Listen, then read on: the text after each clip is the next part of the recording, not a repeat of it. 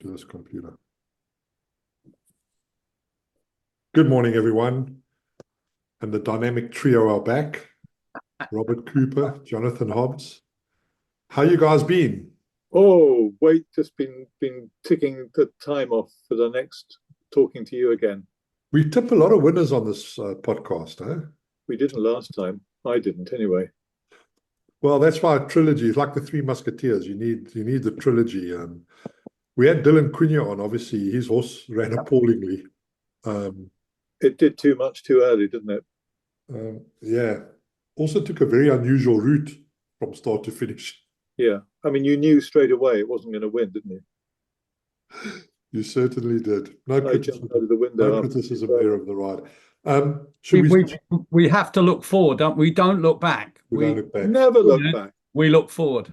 I do want to look back quickly. I think, even though we're getting hundreds of views at the moment on YouTube and thousands of views on Facebook, but this will be there forever. So I think we have to start off with we lost Alistair this week, which obviously you guys probably would have worked with. So I think it's just fit and proper that we pay our tributes to probably one of the greatest scribes in British racing. Certainly in our lifetime. He was Our lifetime. extraordinary. He was an extraordinary man. He just was so able, never ever on time, sending his copy and always late. He was pretty chaotic in his real life. And I worked with him quite a few times when we used to do a preview from Cheltenham for the Cheltenham Festival. Yes. And he was a joy to work with. Once he had to climb a ladder to get onto our platform. Once he had negotiated the ladder, he was in rip roaring form, and he had a brilliant sense of humour. Yeah. He liked to bet, and and his writing is amongst the best racing writing certainly in our lifetime, maybe ever. I couldn't agree more. Hobbsy, do you ever work with him? Our paths crossed on many occasions. Of course, I was Greyhound desk, and he, albeit would have been working from home as such, would be filing in his copy, which I mean, incredible that Bob kind of knows all what went on there, because you used to hear from the news desk and what have you that where's Alistair's copy. So I think he was notorious way, but I think it was obviously worth the wait, wasn't it? I mean, extraordinary. He just brought horse racing to life for so many people, and that emotion. I think we've got the love for the games that we adore, horse racing and greyhound racing. And I think, when you can put that down on paper, people know that you're not bluffing, and the words were everything. And I think there was a couple of lunches or what have you. I wouldn't have been sitting next to, I don't ever remember sitting next to Alistair, but probably on the next table in a restaurant, thinking West London somewhere. And this almighty cheese board just appeared from nowhere, and everyone sort of looked around, and that was Alistair, I think, ordering it. And it was, Joe, you would have loved it. You would have loved it. So the man had a. No, I'm allergic to cheese, so. Oh, really? Oh, well, maybe not then. No, I'm joking. He had incredible taste, for all the good things in life. Yeah, it's fantastic. Yeah, obviously, out of respect, I wanted to mention him, because this podcast, whatever happens, doesn't matter how many views we have, will be on the internet forever and ever, right? But we get a lot of South African viewers, and I find it still amazing that here in the UK we have racing journalists. We do not have that in South Africa. Really? Yeah. We've got one or two people that write columns and whatever, but we don't have an active, proactive racing journalist colony in South Africa. Which is a shame, because if you just read one of his old pieces, and I'm sure you can find it online, if you haven't experienced the wonders of Alistair, absolutely, there are plenty online. But there are days that you might have forgotten about. You read his 1,000 words or whatever it is, even less, and the memory comes flooding back, and he brings the whole thing to life. Amazing writing. So we lost Alistair sadly this week, and just a little bit of politics. We also lost Roderick Duncan this week. I know. He's a good man, Roderick Duncan. I mean, The Well, only he's other, alive. I mean, we no, haven't we lost didn't him. lose him. Yeah, he's alive. He's alive and kicking, but he was The part only of the course other, of Huntingdon, and there was yeah, some. the only other shit comparable decision to his decision for leaving Huntington is what your coach did last week at Twickenham. Go on. Well, you don't snatch defeat from the jaws of victory, and I think that's what Huntington have done. What was the actual reason at Huntingdon? There was some disagreement about the ground staff, and Yeah, they wanted I don't know the total specifics, but they wanted the ground staff. They wanted the ground staff to do some sort of admin stuff themselves or yeah, something. Listen, Robert, we live in a world, as you know, where method statements, risk assessments, paperwork is almost more important than the actual job. yeah. And that's great, but not everybody doing the job is cut out to fulfill those roles. Like, some guys just want to make hamburgers, right? They don't want to fill in 800 forms before frying the hamburger. Hey, look, I don't know too much about what went on, but was it a point of principle on Yeah, absolutely. welfare? I know welfare was mentioned somewhere along the line. So will he be involved in some sort of big money transfer to another race course? What's going to happen? Yeah, he's I consulting. think he's doing. He's clerk of the course at Chelmsford of the all-weather track there. So he's got, his services will be in demand. He's a really, really good clerk of the course. Yeah. He was at Doncaster. I came across him many, many times at Doncaster, and he was really conscientious, very good with the staff, very good with the media. Top man all round. And also he's William Buick's father-in-law. Yeah. So he's a good sire as well. Yeah, absolutely. Right. Gents, we need to find winners for our viewers. We're going to hit Doncaster tomorrow, but Cooper, we've got a suggestion box in the studio. Oh, yeah. Yeah, I've had about 800 people saying, give Hobbsy the platform in the beginning, because he's feeling like it's all horses and horses. Don't run away, Robert. Don't run. Only joking. No, I think it's a great idea. It's not, but hey, It's look, a great idea. Go on, Hobbsy. Let's talk greyhounds. Look, okay, well, there's so much going on this weekend anyway. I mean, you kick off tonight with it's the semi-finals of the Classic up at Sunderland, and I've been with Lynx Maverick really throughout the competition, so I'm going to stick with Tom Hilbrun's runner. He's a fantastically young trainer. He's having his best year 2024. So I think Lynx Maverick is still one to be with at Sunderland. But you're looking more at the weekend. And for me, the weekend's action spiced by the quarterfinals of the Boyle Sports Irish Greyhound Derby. And with my kind of patriotic hat on, we are still cheering on March on Freddie, because he's doing something that not too many UK-based greyhounds do. I mean, one, they don't tend to travel over for the Irish Derby, but he's travelled over with David Mullins. Interestingly, although he's been based in County Tipperary for much of the duration of the competition, they brought him back to his Essex kennels this week. David just thought, look, we're going to go back home and just have a couple of days back at his kennels, and then they're going to travel over. And I believe they travelled over yesterday. So he's going to arrive at Shelbourne Park tomorrow night, fresh and fast, and hopefully does the business. All about qualifications. You want to make the semi-finals next week. The big final, couple of weeks' time, 125,000 euros to the winner. Oh. So we're cheering on March on Freddie. Although his brother is easily the one to beat. He broke the track record at Shelbourne Park last week. Ground by the name of Bocco's Diamond. Clearly one to watch. He's big favourite now to win the Irish Derby. And there's also that sort of semblance of possible history with the English Derby champion here at Toaster in the summer, Delardy-Dar, Irish trained, Irish bred. He's also still in the mix as well. That would be some double. I don't think it's never been done, has it? Certainly in the same year. It has been done in different years. So they're the three grounds that you still have to watch in Ireland. Maybe not from a punting point of view. Apart from March on Freddie, he'll be a price. But Bocco's Diamond's going to be mightily short tomorrow. So if you want me to carry on, I can do. I want to ask you a question that the viewers are going to be emailing in. So the brothers are both racing at the same time. So obviously dogs, we've all had dogs. They have a litter of 8 or 7 or 9. Is it literally the pick of the litter that makes it? Is it common for brothers to be this good? It's not common. Right. Back in the day, I don't know, 50 years ago, I think there was a brothers finished first and second in the English Derby. It's happened, I think, in the Irish Derby as well, but it's a rare phenomenon, I have to say. Having said that, interestingly, this litter, very quickly, this litter, Bocco's Diamond, of course, favourite for the Irish Derby, March on Freddie, who's also, you know, a big race winner in the UK already, and another brother, Brindle Bully, is running at Sunderland tonight. He's again one of the favourites. Same litter, same year.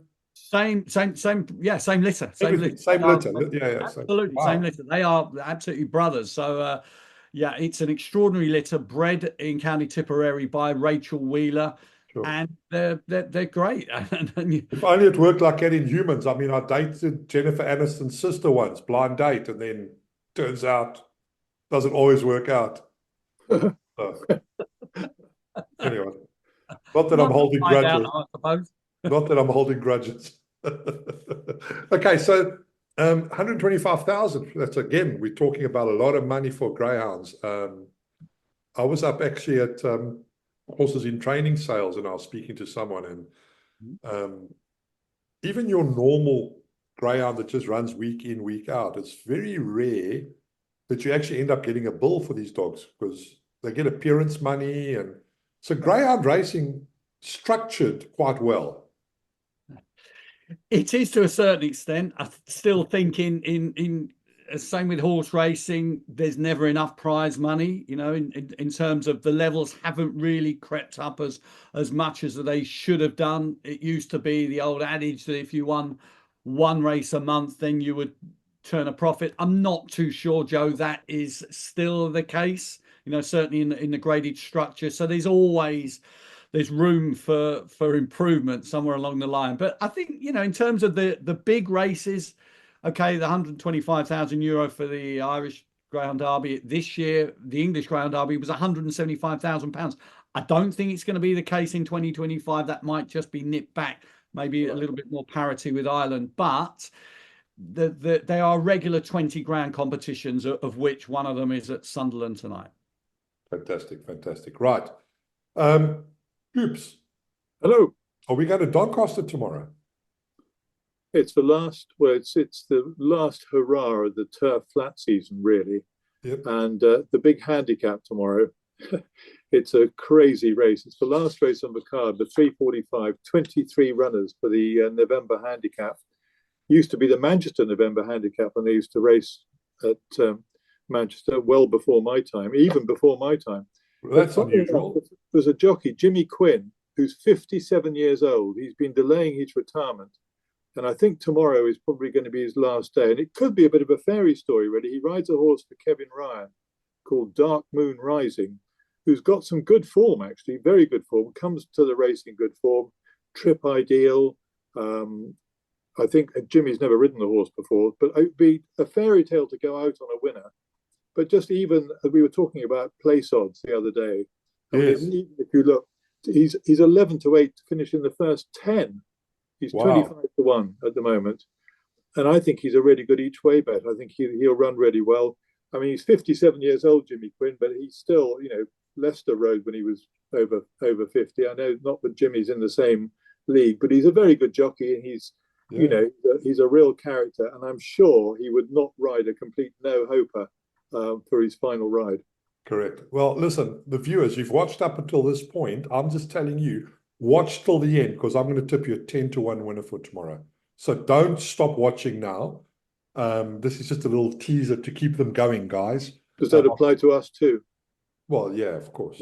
We've got to watch stay till the end, Robert. Try watching till the end. It's sort of conducive to making the podcast last till the end. Hobbsy's got something to say. I've got something to say. Have we kind of moved on from your tipping now, Bob? I don't want to cut you off in your prime. No, we're going to get back to it.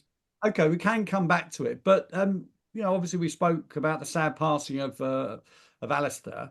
But, of course, the big news this week was Michael Stout's last runner. Absolutely. Yeah. I wonder, you know, Bob's kind of reflections on an incredible career. An incredible career. I mean, he's been training throughout my experience in racing, really. And he was originally he came over He came over here. He was brought up in Barbados, I think it was.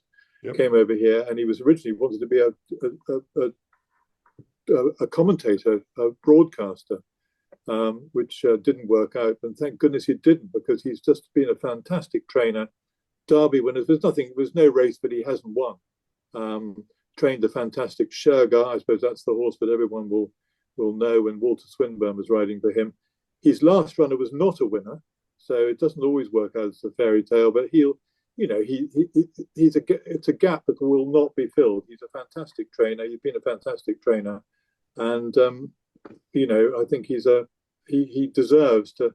He's now in his late 70s to take it easy. It's hard getting older, guys, because roughly we're all more or less the same age, and all our memories are associated with these guys, right? I know. It's so hard. I reflected it. Even living in South Africa, I knew who Stouty was. I knew who John Dunlop was. I knew Pat Edery, and we've lost some of them, sadly, but lost them to the industry for obvious reasons, because they need to retire, right? But I feel, and maybe I'm wrong, but I feel that they really built empires. Maybe not just successful from winners' perspective, but stories, Shergar, Dancing Brave, all of these. Do you think we still get this kind of thing happening, Robert? Or is it just going to be old parts and we don't pay attention? I think when it's actually current, I think probably, whoever's podcasting in 25 years' time may look back at these days and have the fairy stories. I mean, the thing about Newmarket trainers is, you've got all these fantastic training establishments and new up-and-coming trainers, youngsters coming in, like George Bowie, who's so good, and Tom Clover's been doing. There are loads of them. And I think probably, it's just the way, it's the natural progression of thing. I'm reading a memoir of a trainer who used to train a few years ago, Gavin Pritchard Gordon, and he mentioned all the trainers who were training in Newmarket in his day, none of them alive or training nowadays. But life moves on. So Mark Prescott is one of the few who keeps going. He's a fantastic trainer. He came to our table in the Red Room. Do you know the Red Room at Tattersall's? I know what you mean. Yeah, we were having dinner, and he very kindly came over to meet Paul Peter, who was my South African trainer, we went to the horses in training cell, and he quoted us the odds on his retirement versus Kier lasting in his yard. Oh, so this is recent. This is 5 days ago. He goes, I think it's about 8 to 10, 6 to 5. I'm retiring first, or he moves the horses first. He's just so funny. He really is so funny. He's funny, and he's a real, he could amuse you for hours and hours. He's also a very good trainer, and he's got a Kier horse, hasn't he? Yes, that's what I mean. That's what he was talking about. He was referring to the fact that now that he's got a Kier horse, but obviously he's slightly saying, like the horses have been moved around a bit, so what's going to last longer? Basically, it's hilarious. I don't know. I'm not a complete Kier fan, but I think I do sort of take he's dug deep in his pockets, and he's trying to take on the real big boys, Brian and I'm a fan. Godolphin, and good luck to him. I'm a fan. I'll tell you why I'm a fan, Robert, because even though I'm 55, I don't want to race the old way, which is come to the races when I tell you to come to the races, book your stable visit through my secretary, and I'll tell you how your horse is when I call you. So Kier, from what I'm hearing, is a little bit more hands-on, and it's just the modern owner, I think. I think for me it's about the journey, to be honest. So the 1.5 minutes on a Saturday isn't sufficient for me, and I think he wants to race like that as well. Doesn't want to make decisions, but he wants to be involved. Good luck to him, and it's fun for us watching to see how it all goes, isn't it? Yeah, absolutely. Right, let's get back to Doncaster. Yeah. Anyway, Dark Moon Rising, and the other one I quite like in the November handicap, 3:45 at Donny on tomorrow. is Flash Bardo of Jack Shannon's. Oh, yes. Who's got a good record at Doncaster. He's won twice. He's a course and distance winner twice. He won in April on softish ground. It's still soft ground, and he's around about 16-1. So I think Flash Bardo and Dark Moon Rising 16-1 and 25-1 would be my each way bets in that race. Okay. So I like in the early start tomorrow, 11:45. I know. Sure. What do you like? In sailing terms, you can't really have a drink before the sun goes past the yard arm or something like that, if I remember. You can. You only have your first rum when the sun goes past the yard arm. I remember arriving at Ludlow many, many years ago. David Nicholson, who used to be a top jumps trainer, I'd arrived there at 10 o'clock and he offered me a drink at 10:15. I said, it's a bit early for me and I'm working. Okay, and then did you have it? Top man. History, I can't remember. Right. I fancy a horse in the 11:45, funnily enough. You Are Not Forgiven. Trained by Tony Carroll and ridden by Jack Doughty. Jack Doughty, who Tony introduced me to 3 years ago and told me had tremendous ability. So You Are Not Forgiven for me. We don't have betting at the moment, but I think that's a big runner tomorrow. Twilight Air in the pale jacket, the Cruising Lord between the pair. Orange jacket, stand side, You Are Not Forgiven. Far side in the noseband is Gold Medal in company with Jade Country. Sassy Bell and You Are Not Forgiven on the near side with the Cruising Lord and Gold Medal in the far side. Last to first, You Are Not Forgiven has swept by the lot of them. Has the lead from Sassy Bell in second place, the Cruising Lord in third. Out in front, You Are Not Forgiven being kept going. The Cruising Lord is coming out in the lead. It is You Are Not Forgiven, idling slightly but doing enough to win. You Are Not Forgiven beat the Cruising Lord. Sassy Bell. He's certainly, he'll be sort of about 8-10-1, won't he? Yeah, that's right. And then I also fancied. Did you fancy anything else on the card, Robert? Well, just a word on that race, because there's a young jockey coming up. You remember, Billy Lochner 2 years ago hadn't ridden any winners. His jockey coach is Roddy Green, who used to ride for David Pipe and Martin Pipe, of course, before then. And I was chatting to him the other day, and he said a jockey to look out for. Also, I think he's based with Mark Lochner and Billy's dad, called Mason Patel, and he rides a horse for Charlie McBride in that race called One More No More, who has won 3 times at Doncaster. So I think that could be a forecast, couldn't it? Could be a little forecast, 4 and 8. But I think one more no more could run well for Mason Patel. Hasn't ridden the winner yet, but he will soon. Yeah. You're a technical guru then, Joe, aren't you? Can we have like ticker tape for all our tips to go across the bottom? What do you reckon? Absolutely. We'll eventually get that going. Not a bad idea, but we can consider a ticker tape. What colours would you like? Oh, it has to be blue. Blue is the colour. Blue is the colour, huh? Sure. Let's not even talk about football. I mean, Chelsea had a good win last night, didn't they? Armenian team. I'm not against Noah. That hot, but Arsenal on Sunday though. Arsenal on Sunday is going to be a tough game. They're not playing well at the moment. That's a big Arsenal aren't playing well at the moment, right? I heard a little rumor that in the is it the maiden or the novice? The novice tomorrow at Doncaster. I heard a little rumor that Humam is race over. I was about to talk about that one. Go on, tell me what you know. He trained by Andrew Balding, cost a lot of money, 260,000 at the sales, but that doesn't really matter. But he ran at Newmarket. He ran really well first time over 7 furlongs. Looked like winning, didn't quite get home, dropping back to 6, run under his belt.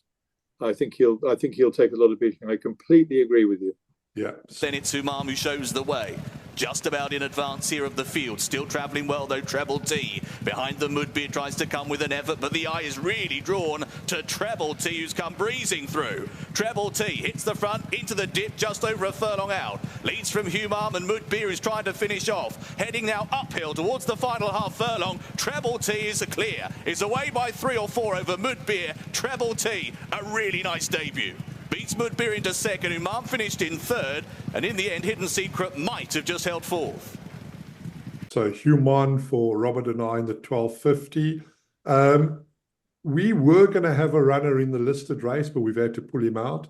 We actually purchased a horse at Horses in Training, and he was going to run there, but he's not quite right. It's a great little sprint. To be honest with you, Robert, have you looked at this race? Because for me, I The thought 120. I thought James Doyle was just going to have a quick double, the 1250 and the 120. Russet gold for me. Yeah, I'm not so. Yeah, I mean, I respect you there. It means that but when one says you respect it means you completely disagree, doesn't it? Usually, I quite like Zoom actually, who was dropped back in trip. He'd been running over 7 furlongs for most of his career. Dropped back to 6 here at Donny last time, and he really enjoyed that. And I think he's a horse in form, and Rafe Beckett has won everything this year. So I think Zoom would be the one to lay it down to Russet Gold. And at my place bet there is Sapphire Starlight, Grant Tuer's horse. I think that's up in grade, but then again comes here in great form. Yeah, but I promise you, Varian and Beckett are firing in winners left, right, and centre. Varian's training at 32% at the moment, and Rafe is training at 34%. So if you're taking a play spot, for example, you wouldn't need more than those 2 horses. No, definitely not. Yeah. Keir gave Varian the boot, didn't he? Yeah, he did. And I heard the rumor why, but I'm not going to repeat it live on air until we get once we've got a sponsor and I can afford the lawyers, and I'll tell you the story that I heard. We have an extra little box at the bottom for the lawyer. For the lawyer donations. Yeah. Have you had a look at the handicap, the class 2? Yeah, I've looked at everything. Fantastic. So tell us what you want, because Hobbs is now chomping at the bit to give us a few more dogs. No, you're all right. I'll just tell you one more. In that 235, that class 2 handicap, yes, at a price round about 12 to 1, horse trained by Ruth Carr, was with Richard Fahey, called Rousing Encore. It's had 4 runs so far for Ruth. I think he'll run pretty well. 2 stars. The Irish runner is probably the one to beat there. 2 stars, but at a double figure price, Rousing Encore. I like his chances. He ran a week ago and he ran really well. Yeah, I like it when sprinters have runs back up pretty quick. Yeah, So Rousing Encore. Yeah, I wouldn't go against Rousing Encore. I wouldn't even more dogs.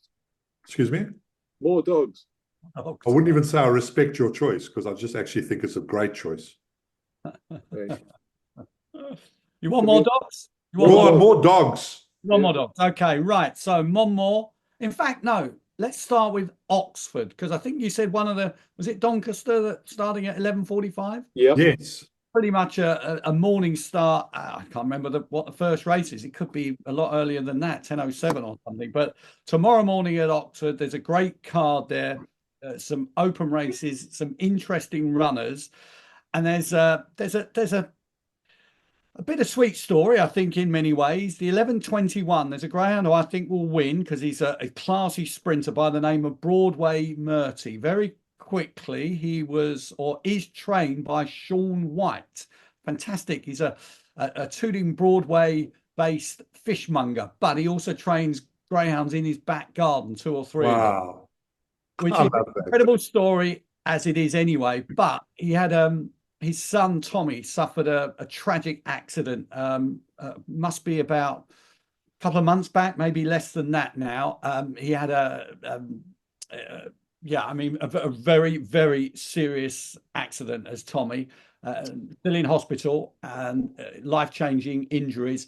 But it's the greyhounds are keeping his spirits going in terms of what he faces. He's very positive, and Broadway Murty is his pride and joy. Won the Northamptonshire Sprint earlier this year, and hopefully it wins for the family tomorrow, because Tommy, his life has changed, and moving forward, the greyhound's going to be very much a part of that, even more, I would imagine. What time's the race? Sorry, 11:21. 11:21, and if anybody where at Oxford, 11:21 at Oxford. Sorry, 11:21 Oxford. Broadway Murty. Trap 3. 3. There you go for Sean White.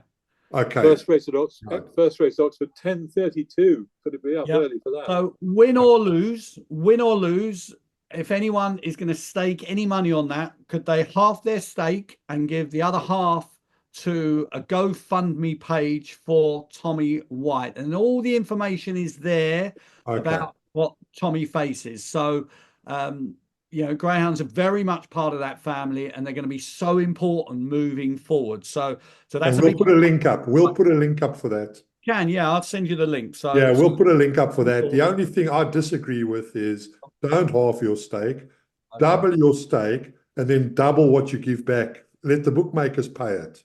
Top man, that's great. That's exactly what I'd like to hear.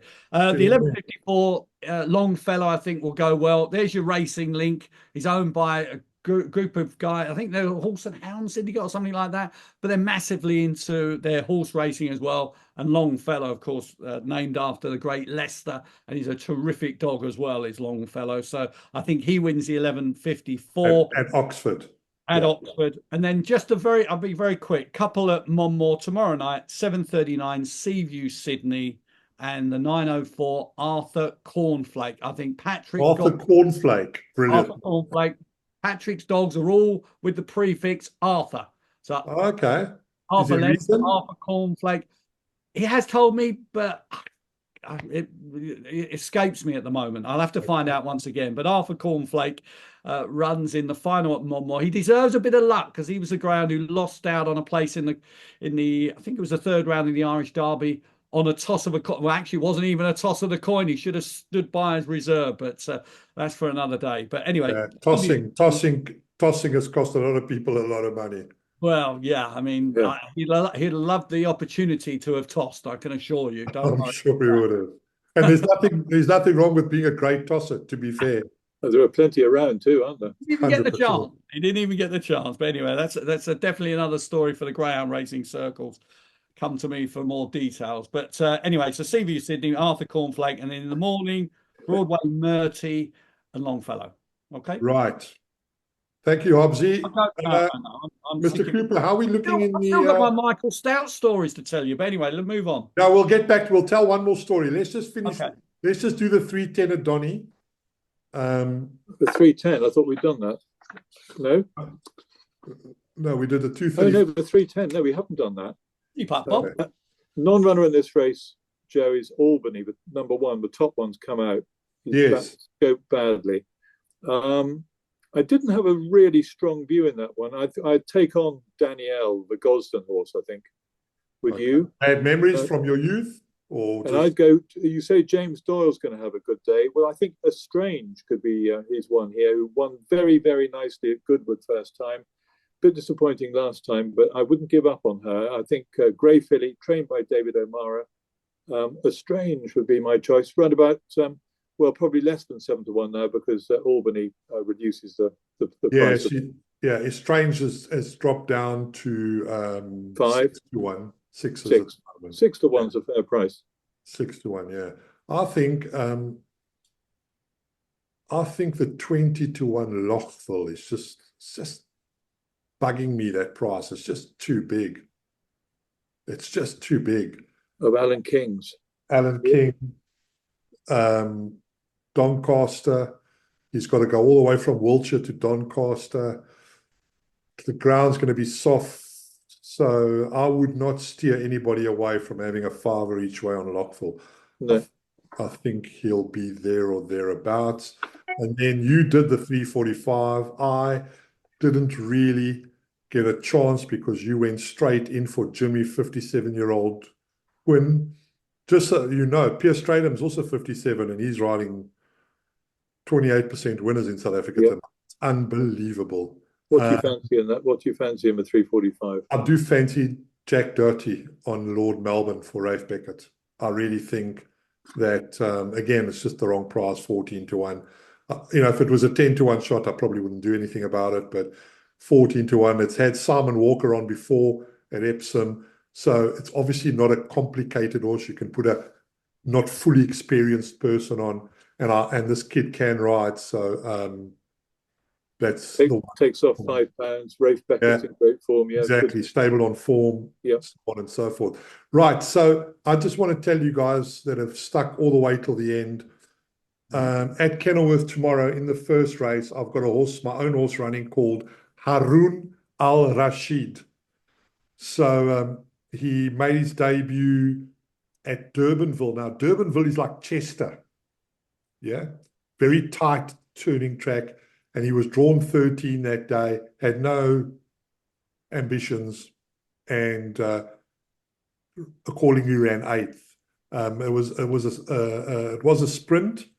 So we stepped him out over 7 furlongs. He goes up to a mile. He is working out of his skin, and my trainer has flown the jockey down to ride him. He opened up 25-1. Obviously, I don't know who it is, but he's into 10-1. Someone's backed him. I wonder who. Yeah, no idea. What time's the race? So I'll tell you now, Robert, the race is at 10 o'clock South African time. 10 o'clock UK time, midday South African time. He is number 11. He can't miss the first 3, but he has got a bit of a shitty draw. But if he is still 10-1 tomorrow, just have an each way, because he's having a full go, and he's an above average racehorse. Haroun Al Rashid. I think I share that with everybody, because the way social media and podcasts work is, if the horse wins and I don't say anything, then yeah. And it's yours, but somebody's taken the 25-1. Yeah. But I do discuss all these personalities with my psychiatrist. So it was one of them. It wasn't Joe, it was Fred. Okay. Yeah. I get you. No, look, it was just the wrong price. I actually backed him to run a place, because when they priced him up 20-1, 25-1, the place price was so big. So I've basically got 7-2 a place, 4 places. You're laughing. Which is, you know what I mean? Like he probably starts 7-1 tomorrow. So I think the person who backed him was Arthur Cornflake. good shout. Right, gents, next week we will be back. Hopefully we would have tipped a lot of winners. Hopefully the link raises some much needed money for that, for your friends, and we wish the boy all the best. We miss Alistair, and have a great weekend. Thank you. Thank you. Cheers, guys. Absolutely. Cheers, guys. Good luck.